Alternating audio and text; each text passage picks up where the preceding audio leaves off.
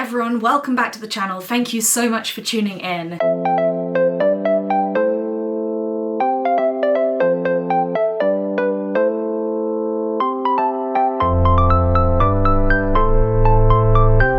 This week's vlog is just going to be a sit-down vlog, a little update of how I've been feeling, what I've been doing, and what I'm going to be doing moving forwards. By the time this video goes live, it's going to have been 6 weeks since I ran OCC as part of UTMB week in Chamonix. Still on a high about that, actually. Still just buzzing about how that race went, which shows you it's a good one. So I'm really happy that I did it, even though a week later I was diagnosed with Epstein-Barr virus, which means that really I should not have been doing that race at all.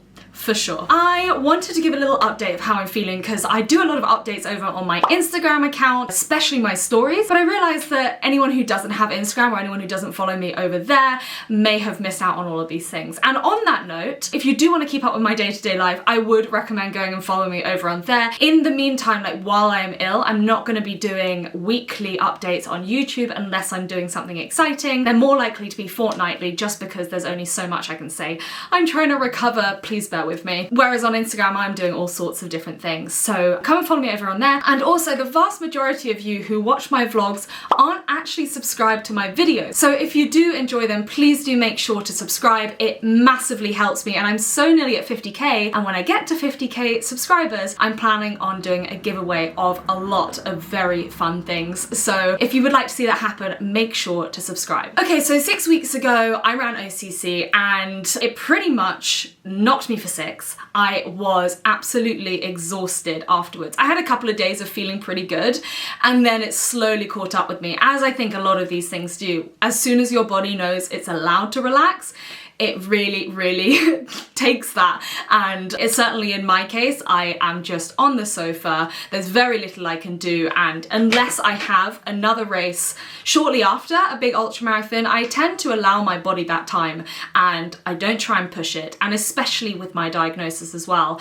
I really have been resting. Someone asked me the other day what my recovery protocol for an ultramarathon is like, and the answer is a whole lot of nothing. That is probably one of the best things you can do. Obviously there are loads of other things you can do, like making sure you're on top of hydration, nutrition, protein, self-massage, deep tissue massages. Oh my god, there are so many different things that you could be doing, but the best thing you can do is a whole lot of nothing and allow your body to do that recovering. It took me about 4 weeks to start feeling better rather than worse. At the time of filming, that was literally last week. So I've been having some I'm gonna be super honest in this vlog because actually I think it's important, and hopefully when I get better, I will be able to share with you the improvements, but unless I share with you also the dark stuff and the less good stuff, you're not gonna see that it's an improvement. And also for my own sake, looking back, I wanna know how I felt. I wanna have a recollection of that. And I think kind of vocalizing it is a really good way of doing that. So to go back a little bit, when I started suffering from the fatigue that I've been feeling with this Epstein-Barr virus since January, I have also had a lot of feelings of dread, huge amounts of anxiety, to the point that I can't sleep, or that I wake up in the middle of the night and my heart is beating at like 120 BPM and I'm just panicking about absolutely everything. It didn't help that some of my medical results came back with some questionable things like really high levels of prolactin, which can be a sign of stress or it can be a sign of a brain tumor. And so obviously my head went, wow, I've got a brain tumor.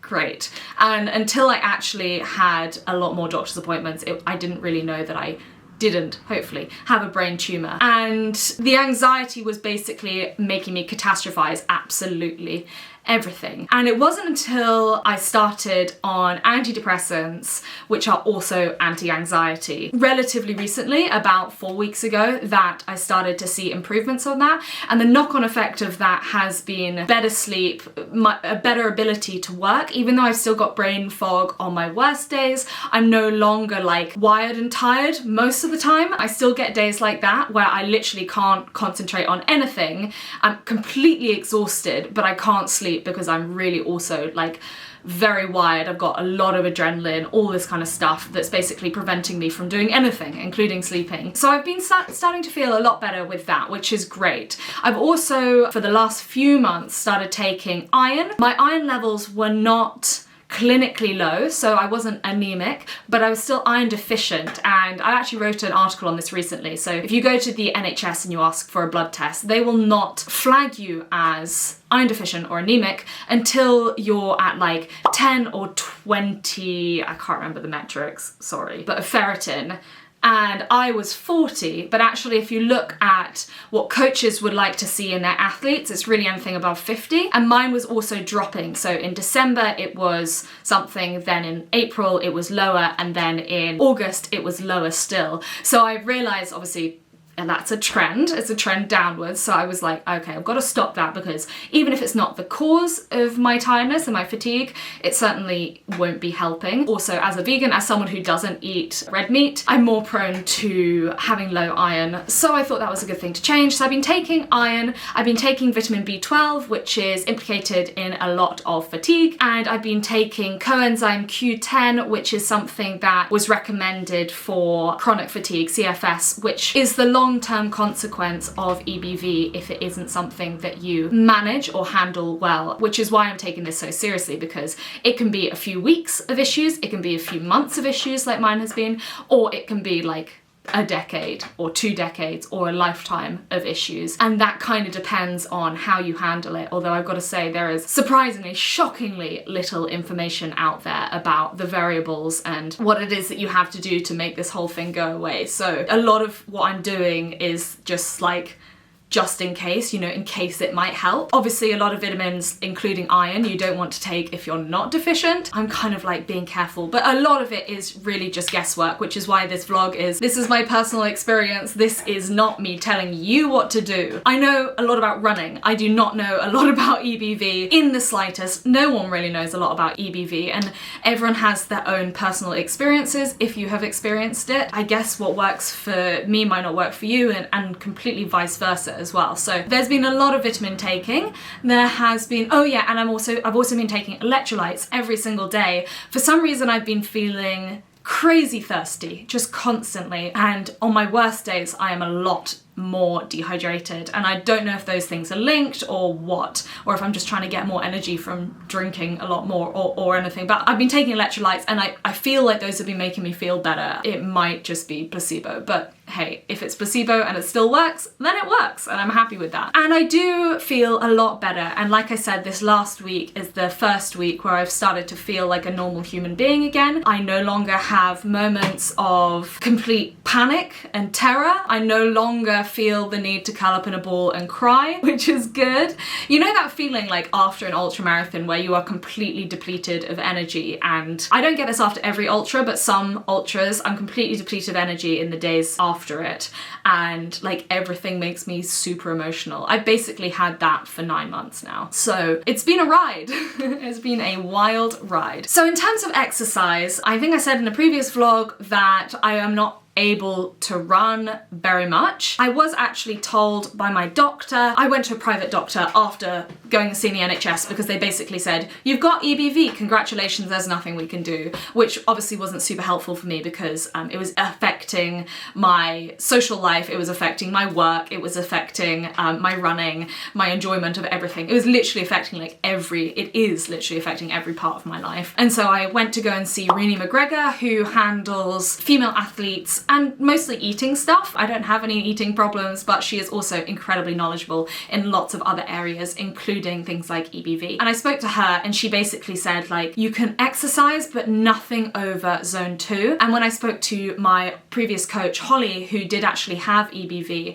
she said that basically zone 1 and zone 1 only. That limits me quite a lot, because although I had been doing a lot of zone 2 training, I am still relatively far away from being able to run in zone 1. on. But having said that, the last few weeks I have been giving run, walk a go, and I can't tell you the sense of achievement that it has given me. I never actually thought that doing 3.5 kilometers of 2 minutes running and 1 minute walking would make me feel quite so happy. But it has, and that is really good because it's the only bit of real cardiovascular exercise aside from walking the dog that I've been able to do. And the reason I haven't been doing anything else is because it hasn't felt good. Even though I was told by the doctor that I could still do zone 1, zone 2 exercise, I did do 2 runs a week apart at the very beginning, and they both made me feel truly horrendous for days. I think it's really important to listen to your body, because even though, you know, the doctor says you can do X, Y, and Z, if you feel awful after X, Y, and Z, it kind of follows that maybe you shouldn't be doing that, or at least your body isn't quite ready for that yet. So I'm being really, really sensible, because I really don't want this problem to extend beyond the time that it has to extend. And I'm in a lucky position that I don't have any races planned. I've maybe got some exciting stuff planned for April next year. Take your guesses if you would like. At the moment, I don't have anything. So I have the luxury of being able to properly recover and make sure that my body is ready as and when I feel ready to go back. Moving forwards, I'm gonna be continuing to do strength training. I've probably just done like 1 strength training session a week. It's usually upper body, but this week I did my first lower body session, and that was 2 days ago, and I still can't walk.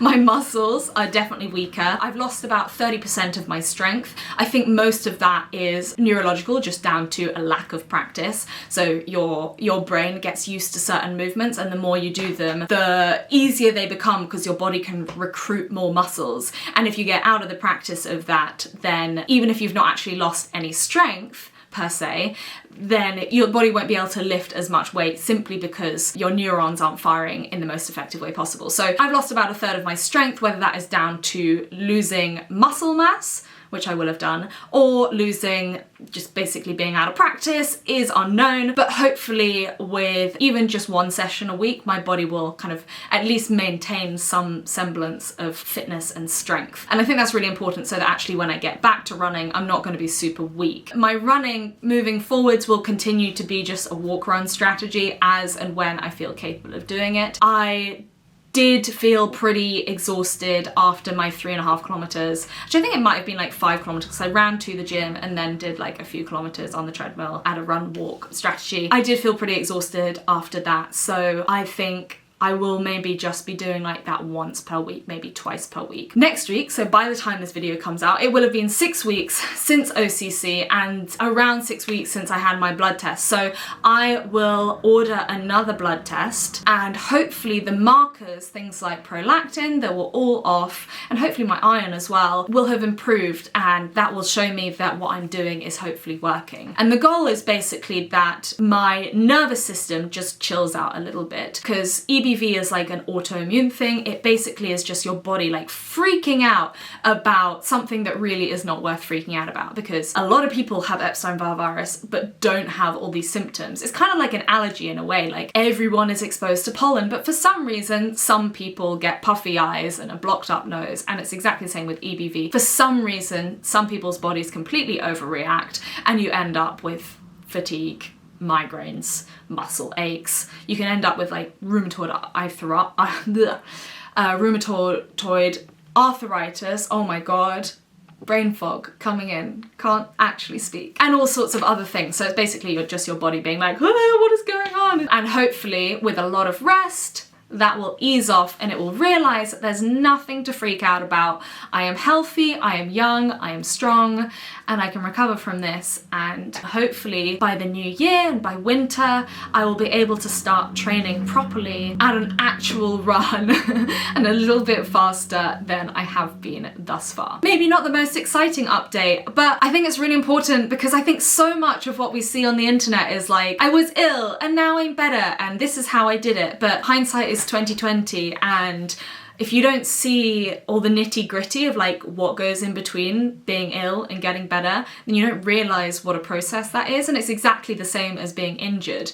You know, like if you break your leg and then you go back and run like a BQ marathon time or something, that's very inspirational, obviously, but that doesn't actually really help anyone, because you don't see what goes in between. You don't see all the hard work and the waiting and the worrying and the general panic and not knowing what is gonna be ahead of you. So that's why I'm sharing this. It's a whole lot of nothing. It's 15 minutes or whatever of me just chatting about nothing, but I think it's important. And I know that you guys are lovely and supportive, which is why I'm putting this out there. I have a lot of doubt at the moment, and I'm having an identity crisis because who is a runner who doesn't run?